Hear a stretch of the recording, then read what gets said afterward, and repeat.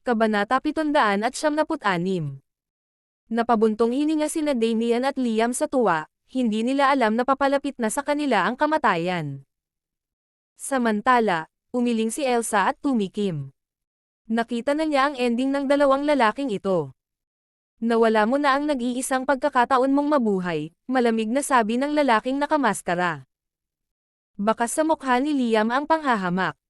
Bata, napakayabang mo. Hindi ako naniniwala na may lakas ka ng loob para patayin ako. Magiging madali ka kung papatayin kita ng diretso, sagot ng lalaking nakamaskara. Tiningnan siya ni Liam ng masama. Ang mga dragon ay laging nagyayabang. Sa totoo lang, lahat sila ay duwag. Ngumisi ang lalaking nakamaskara. Nang gusto niyang umatake, biglang hinawakan ni Gina ang braso niya at sinabing, "Sir, salamat sa pagtulong mo sakin, pero mabuti pang huwag ka ng manggialam. Mga kakampi sila ng Divine Sect. Wala kang laban sa kanila." Mayabang na sabi ng manager, "Mukhang alam mo kung ano ang mas makakabuti para sa'yo, Hydra." Alang-alang kay MS Hollister, kakalimutan ko na ang nangyari kanina, pero kung patuloy kang kumilos ng walang pakundangan, huwag mo akong sisihin sa pagiging masama. Sa'yo. Tumahimik ka. Sigaw ng lalaking nakamaskara. Hindi siya maingay, pero parang kulog sa tenga ng manager, at maging ang puso niya ay nanginginig sa takot. Kasabay nito, biglang kumilos ang lalaking nakamaskara at sinampal ang manager. Habang umaalingaw-ngaw ang malutong na tunog ng sampal sa silid, ang manager ay natapon ng ilang talampakan, na nagwasak sa isang mesa. Matapos bumagsak sa sahig, tumigil siya sa paggalaw. Ang silid ay nahulog sa pin drop na katahimikan, at ito ay nakakatakot na tahimik. Ang lahat ng maririnig ay mabibigat na paghinga, at ang kapaligiran ay hindi kapani-pani walang mapang api. Natigilan ang lahat. Walang nag-iisip na ang lalaking nakamaskara ay may lakas ng loob na saktan ang manager, na kumakatawan sa Divine Sect. Matapos ang ilang sandali ng katahimikan, isang hiyawan ang bumungad sa mga tao. Wala sa linya ang lalaking ito. Kasal ito ni Apex, ngunit sinampal niya ang isang manager mula sa Divine Sect. Ito ay katulad ng pagsampal sa dignidad ng Divine Sect. Katapusan na ng lalaking to. Kahit na siya ay mula sa Infernal Gate, hindi siya makakatakas sa kamatayan. Nagulat din sina Damian at Liam, at sabay silang napaatras. Paano mo nagawang sampelan ang manager na mula sa Divine Sect? Hindi ka nila palalampasan ng ganon kadali. Hintayin mo na lang ang kamatayan mo, malamig na wika ni Damian. Ang lakas ng loob mong tumahol sa harapan ko. Isang sninger ang bumungad sa mukha ng lalaking nakamaskara, at agad na nagkaroon ng masamang premonition si Damian. Gayunpaman, hindi siya tumakbo at nanatiling nakatutok ang mga mata sa lalaking nakamaskara. Bilang tagapagmana ng pamilyang Osborn, hindi siya pinalaki ng walang kabuluhan. Ang kanyang kultibasyon ay nakarating na sa banal na kaharian, at walang sino man ang makakalakad sa buong paligid niya ng ganoon kadali. Sa sumunod na segundo, sinipa ng lalaking nakamaskara ang singit ni Damian. Regular ang bilis ng sipa. Hindi banggitin ang isang tao mula sa Divine Realm, kahit isang regular na tao ay maaaring umiwas dito. Sumili ang nakakatakot ng ngiti sa mukha ni Damian. Hindi siya umiwas dahil gusto niyang mabali ang binti ng lalaking nakamaskara sa pagitan ng mga hita niya. Sa ganitong paraan, malalaman ng lahat ang kahihinatnan ng paggalit sa kanya. Nagkaroon ng mahinang kalabog, at ang ngiti sa mukha ni Damian ay natigil, ngunit ang kanyang mga mata ay naging kasing laki ng mga bola ng golf. Matapos ang pagyayelo ng ilang segundo, napaungol si Damian ng malungkot. Hawak ang kanyang singit, bumagsak siya sa sahig at nagpagulong-gulong sa sakit. Sa nangyari, sakto nang gusto niyang i-clamp ang binti ng lalaking nakamaskara, biglang lumakas ang takbo ng huli, na nagpalakas ng kanyang puwersa. Sa isang sipa, nabasag niya ang mga bola ni Damian. Damian. Galit na galit si Yvette. Nagkaroon siya ng dalawang nakatatandang kapatid na lalaki. Sterile na si Marcus. Ngunit hindi niya inaasahan na si Damien ay haantong sa parehong paraan. Kabanata 777. May biglang pumasok sa isip ni Yvette, at napalingon siya sa lalaking nakamaskara. Hindi niya ito napansin noon, ngunit ngayong sinisiyasat niya ito, naisip niyang pamilyar ang mga mata nito. Posible kayang siya yon? Imposible iyon. Patay na siya. Hindi maaaring siya iyon. Naisip niya na siya si Sebastian dahil ang paraan ng pakikitungo ng lalaking nakamaskara sa mga bagay-bagay ay katulad ng kay Sebastian. Magkamukha rin ang kanilang mga mata, ngunit sinabi sa kanya na namatay si Sebastian sa dagat. Hindi maaaring mali ang balitang ito. Kung hindi, ang Supreme Nexus at Phoenix Corporation ay hindi nasa ganoong katakot-takot na kalagayan. Dalawa na lang sa kanyang mga Diyos ng digmaan ang natitira, ang isa ay ginawang kasambahay at maging ang kanyang babae ay naging sa iba. Habang ang lahat ay tulala, ang lalaking nakamaskara ay gumalaw sa isang iglap sa mukha ni Liam, kasing bilis ng kidlat. Dahil sa gulat, napaatras si Liam sa gulat, kinakatawan ko ang royal family ng Islanda. Kung sasaktan mo ako, sisirain ka ng Islanda. Maghihintay ako ng paghihiganti mula sa iyong bansa, kung gayon, sabi ng nakamaskara na lalaki, at tumakbo pasulong. Parang mabagal ang mga hakbang niya, pero sa isang hakbang, nakarating na siya sa harapan ni Liam. Agad na bumuhos ang malamig na pawis ni Liam, at isang malamig na liwanag ang dumaan sa kanyang mga mata. Bigla siyang nagwisik ng isang pakete ng makamandag na pulbos mula sa nakakuyom niyang kamao, bumunot ng punyal, at sinaksak ang tiyan ng lalaking nakamaskara. Makinis ang sunod-sunod niyang galaw. Malinaw, hindi ito ang unang beses niyang ginawa ito. Sa pamamagitan ng pag-ataking ito, nagawa niyang pumatay ng 2 tao na may mas mataas na cultivation kaysa sa kanya sa kabila ng pagiging isang early stage na Divine Grandmaster. Ingat ka, sir. Kinakabahang sigaw ni Gina, puno ng pag-aalala ang mga mata. Sobra-sobra ang kanyang pag-aalala dahil ang makamandag na pulbos ay naharang ng isang hindi nakikitang puwersa nang makarating ito sa lalaking nakamaskara. Agad na tumusok ang punyal ni Liam patungo sa tiyan ng lalaking nakamaskara. Sa isang mabilis na hakbang, hinawakan ng lalaking nakamaskara ang palso ni Liam at binigyan ito ng malambot na twist. Nagkaroon ng crack, at nabali ang palso. Napasigaw si Liam sa sakit at hindi sinasadyang nalaglag ang punyal. Pagkakabit ng kanyang palso, nahuli ng lalaking nakamaskara ang punyal at inihagis ito.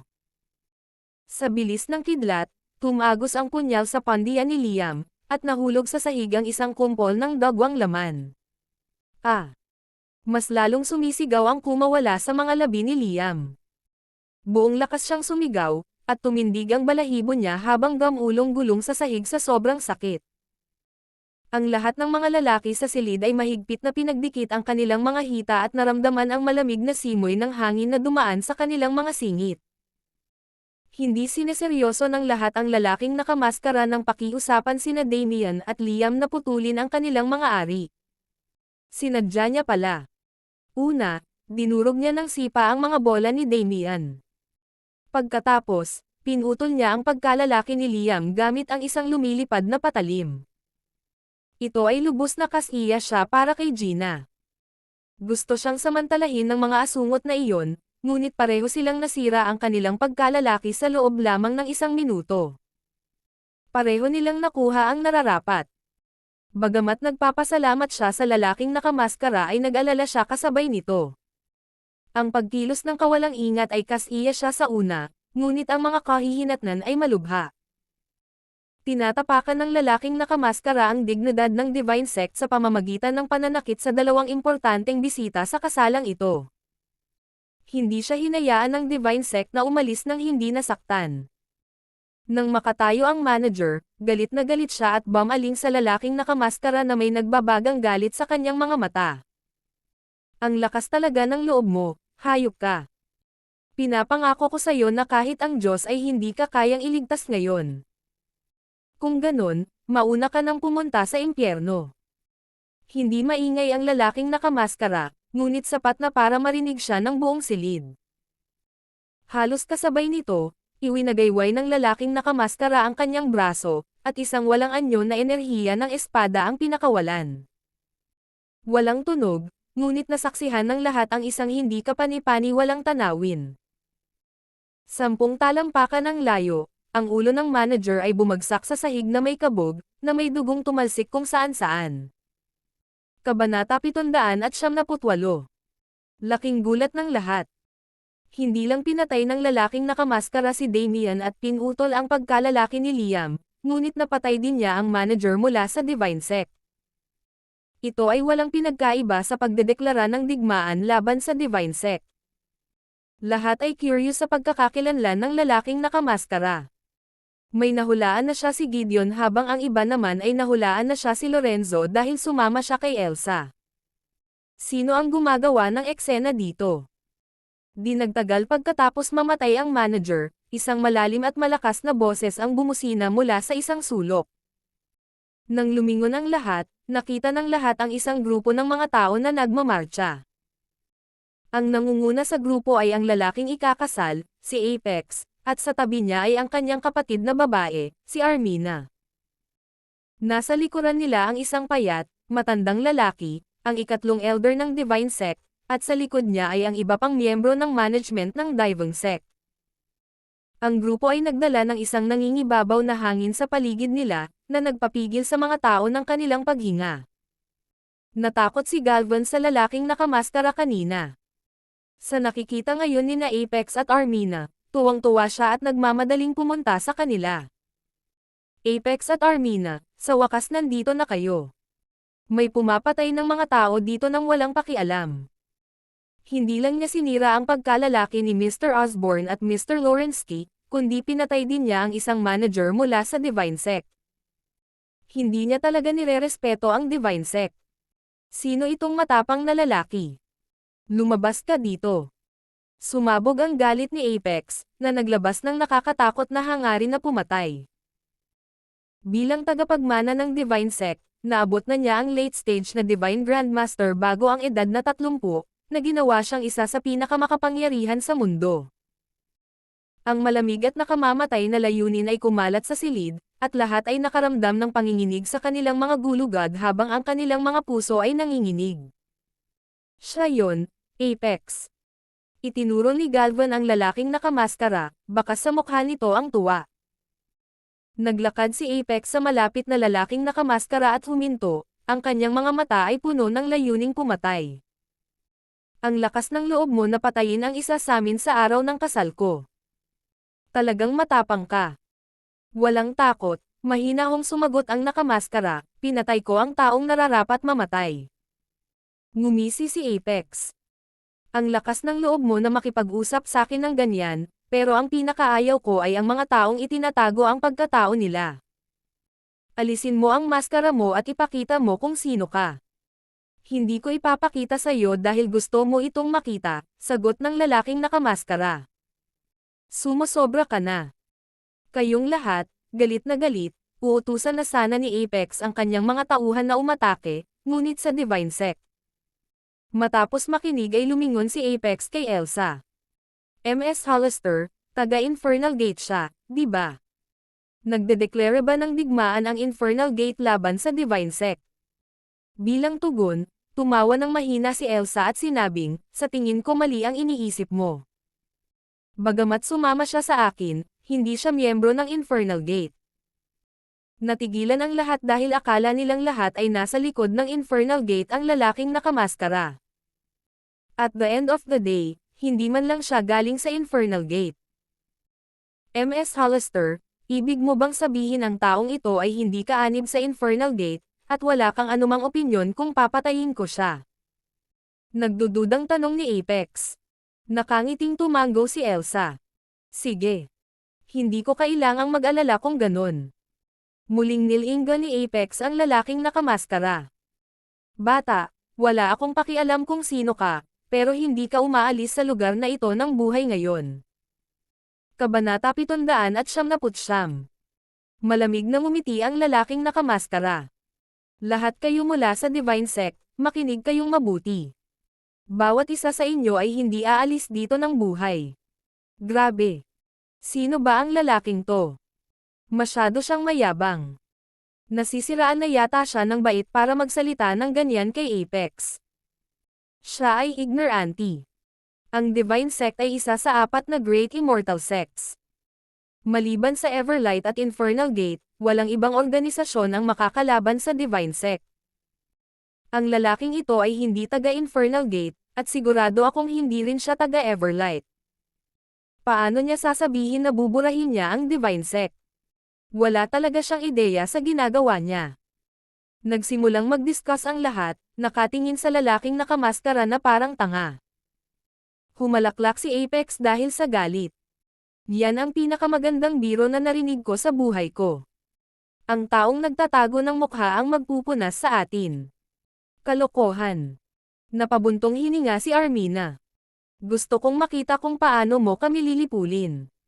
Sabihin mo sa lahat ng tauhan mo na magpakita ng sarili. Ako lang ang lalaki, sagot ng lalaking nakamaskara. Ano? Ibig mo bang lipulin kami mag-isa? Tawa ng tawa si Apex kaya tinatahiyan siya. Tumango ang lalaking nakamaskara. Nagtawanan ang karamihan. Kahit na ang punong tanggapan ng Divine Sect ay matatagpuan sa ibang lugar, mayroong hindi bababa sa 100 ng kanilang mga miyembro sa hotel ngayon.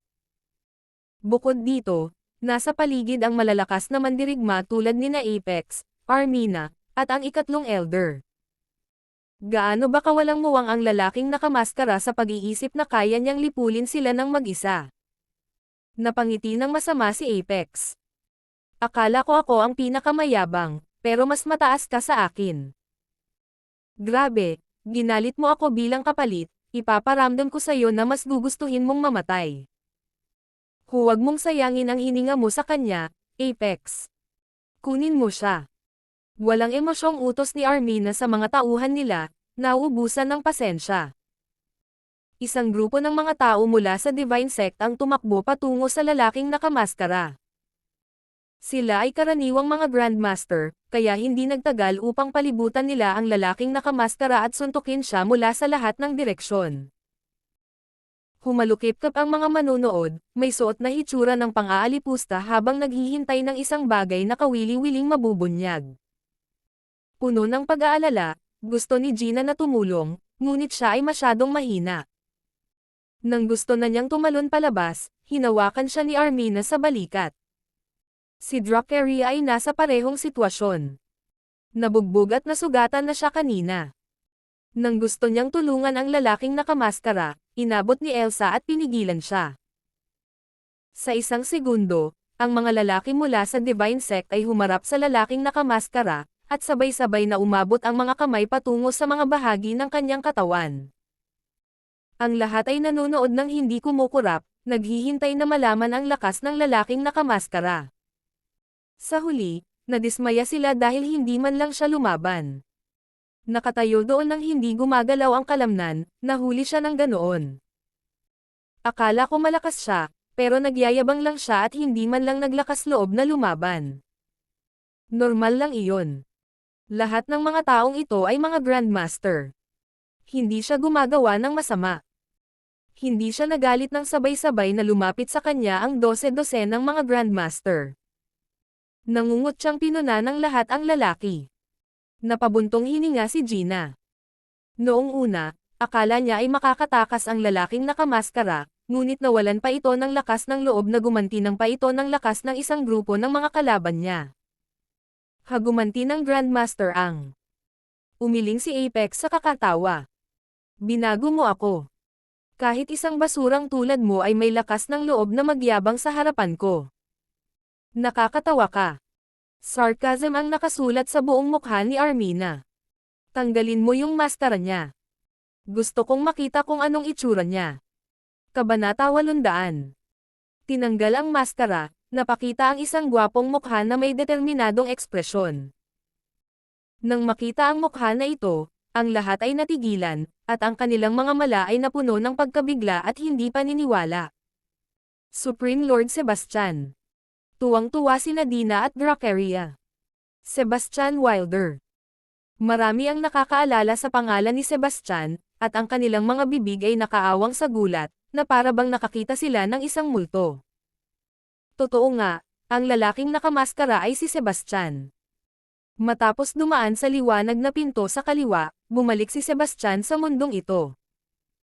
Pagkatapos, naglakbay siya sa gabi at nanghiram ng telepono ng isang tao para tawagan si Lillian pagkarating niya sa lupain, ngunit naka-off ang telepono nito. Pagkatapos, tinawagan niya sina Dracaria at Gina, ngunit pareho ang resulta. Noon, napagtanto niya na kailangang magkaroon ng gulo. Sunod na tinawagan niya si Esme at sa wakas ay may naabutan. Mula sa kanya, nalaman niya ang kasalukuyang sitwasyon sa mundong ito.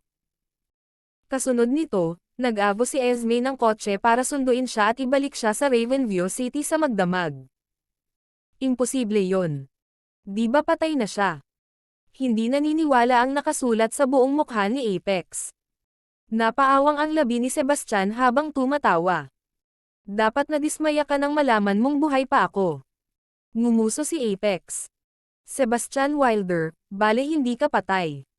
Napunta ka pa rin sa mga kamay ko. Sa tingin mo ba mapipigilan ako ng walang kwentang grupong ito? Nakangiting tanong ni Sebastian. Kaagad, nagkaroon ng masamang premonition si Apex. Halos kasabay nito, biglang naglabas ng malakas na pagsabog ng enerhiya si Sebastian, at nagkaroon ng malakas na boom. Maging ang mga taong may hawak sa kanya o ang mga taong nakatayo sa malapit, lahat sila ay napaalis sa kanilang mga paa sa pamamagitan ng nakakatakot na enerhiya. Sa kalagitnaan ng hangin, nagbuga sila ng dugo, puno ng gulat ang kanilang mga mata.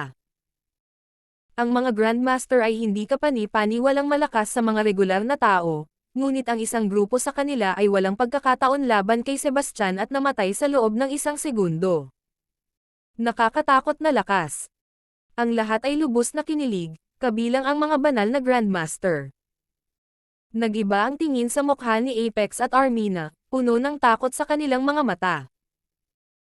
Bagamat mayroon din silang kakayahan na pumatay ng isang grupo ng mga Grandmaster, hindi nila ito magagawa sa pamamagitan ng pagsabog sa kanila ng isang pagsabog ng enerhiya. Unti-unting lumapit si Sebastian kay Apex. Hindi man siya mabilis, ang nangingibabaw na hangin sa paligid niya ay nadaragdagan sa bawat hakbang niya. Naramdaman ni na Apex at Armina ang hindi nakikitang presyon sa kanilang mga katawan. Ang pressure na ito ay naging nakakatakot sa bawat pagdaan ng segundo, na nagdudurog sa hangin mula sa kanila. Tumigil ka nga dyan. Kapag humakbang ka pa, papatayin ko siya. Nang hindi na makayanan ni na Apex at Armina ang pressure, isang matinis na boses ang umalangaw-ngaw mula sa malapit. Napalingon ang lahat sa pinanggalingan ng boses at nakita ang dalawang halos magkaparehong babae na may hawak na isa pang babaeng nakasuot ng damit pangkasal na papalapit sa kanila. Ang dalawang babae ay nasa edad 50, at sila ang ika-9 at ika-10 elder ng Divine Sect. Identical twins sila, at ang babaeng hostage nila ay si Lillian. Agad na tumigil si Sebastian sa kanyang kinatatayuan. Maaari niyang patayin ang kambal sa isang segundo, ngunit matalino sila at nagtago sa likod ni Lillian. Mahirap para sa kanya na salakayin sila nang hindi tinitiyak ang kaligtasan ni Lillian.